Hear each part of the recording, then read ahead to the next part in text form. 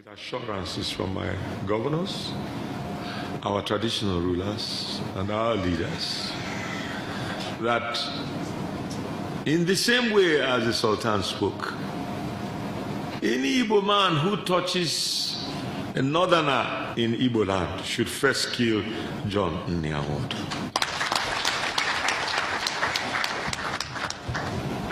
We are prepared to lay ourselves on the line so that our children will inherit a country where there is peace, harmony, and unity. People of the Southeast who are here in Sokoto are brothers. We shall continue to live together. We've been living in harmony. We have never had any reason to have any crisis here in Sokoto. And they are all here, and they will attest to it. We have been doing our best to ensure that everybody in Sokoto, even before my coming, successive governments have ensured this policy of inclusivity, of listening to every segment of the society, because they are all part of Sokoto society.